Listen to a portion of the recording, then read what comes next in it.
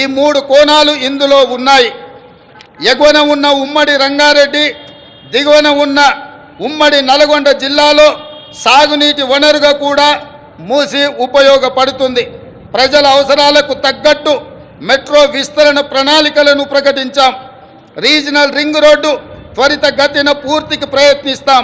తక్కువ ఖర్చుతో ఎక్కువ నీరు ఇవ్వగలిగే సాగునీటి ప్రాజెక్టులకు తొలి ప్రాధాన్యత ఇవ్వడం జరుగుతుంది. రాష్ట్ర ఆర్థిక పునరుజ్జీవానికి అవసరమైన అన్ని నిర్ణయాలు తీసుకోవడం జరుగుతుంది.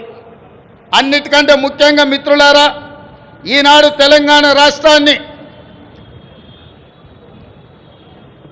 ముఖ్యంగా ఆనాడు ఉద్యమంలో ఉవ్వెత్తున పాల్గొన్న తెలంగాణ యువత ప్రభుత్వాల నిర్లక్ష్యం వల్ల ఈనాడు డ్రగ్స్ మహమ్మారి వైపు, గంజాయి వైపు మళ్ళీ ఈరోజు తెలంగాణ సమాజాన్ని నిర్వీర్యం చేసే కుట్ర జరుగుతుంది. అందుకే తెలంగాణలో డ్రగ్స్ అన్న మాట వినిపించడానికి వీలు లేదని మేము సంకల్పించాం. డ్రగ్స్, గంజాయి విషయంలో ప్రభుత్వం అత్యంత కఠినంగా వ్యవహరిస్తుంది. టీ-న్యాప్కి పూర్తి సహకారం, స్వేచ్ఛను ఇస్తున్నాం. అవసరమైన నిధులు ఇస్తున్నాం. డ్రగ్స్ విషయంలో ఎంతటి వారు ఉన్నా వదిలే సమస్య లేదు. ఈ విషయంలో వ్యక్తిగతంగా నేను చాలా పట్టుదలతో ఉన్నాను. మన భవిష్యత్తు, యువత భవిష్యత్తుకు సంబంధించిన ఈ అంశం అందుకే ఉక్కు పాదంతో అణిచివేయాలని మా ప్రభుత్వం సంకల్పించింది. డ్రగ్స్ ఫ్రీ తెలంగాణ ప్రభుత్వ పరంగానే కాదు, వ్యక్తిగతంగా నేను ఎంతో ప్రాధాన్యతను ఇస్తున్నాను. అదేవిధంగా మిత్రులారా, ప్రజాపాలన ప్రజల వద్దకు చేర్చాలన్నది మా ఆలోచన. ఇందిరమ్మ గ్రామ సభల ద్వారా 2023 డిసెంబర్ 28 నుండి 2024 జనవరి 6 వరకు అభయహస్తం గ్యారంటీలను అమలుకు దరఖాస్తులను స్వీకరించాం.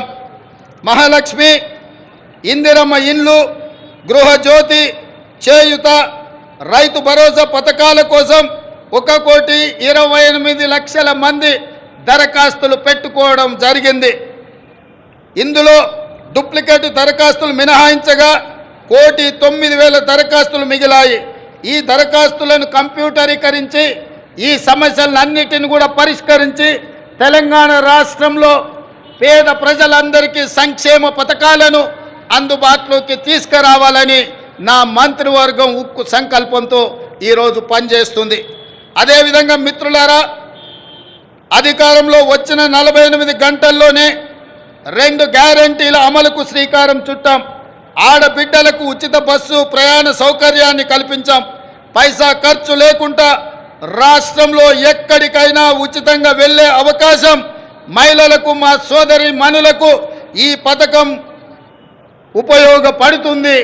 ఈనాడు కోట్లాది మంది ఆడబిడ్డలు అమ్మగారింటికైనా, అత్తగారింటికైనా, భద్రాచలం గుడికైనా, సమ్మక్క సారలమ్మ సందర్శనానికైనా కోట్లాది మంది మహిళలు వినియోగించుకుంటున్నారు అనంటే మా ప్రభుత్వానికి ఎంతో సంతృప్తినిచ్చింది ఈ ఉచిత బస్సు ప్రయాణ సౌకర్యం.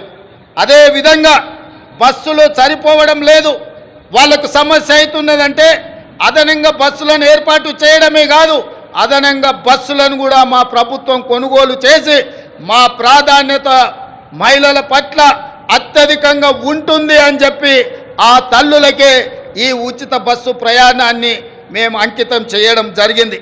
అదేవిధంగా పేదల ఆరోగ్య విషయంలో రాష్ట్ర ప్రభుత్వం ఆనాడు డాక్టర్ వైఎస్ రాజశేఖర రెడ్డి గారు ఉన్నప్పుడు శ్రీమతి సోనియా గాంధీ గారి నేతృత్వంలో ఆరోగ్యశ్రీ పథకాన్ని తీసుకువచ్చి పేద ప్రజలకు ఆరోగ్యాన్ని, కార్పొరేట్ వైద్యాన్ని అందించడం ద్వారా ఆ కుటుంబాలను ఆదుకునే విధంగా ఆనాడు ఆ పథకం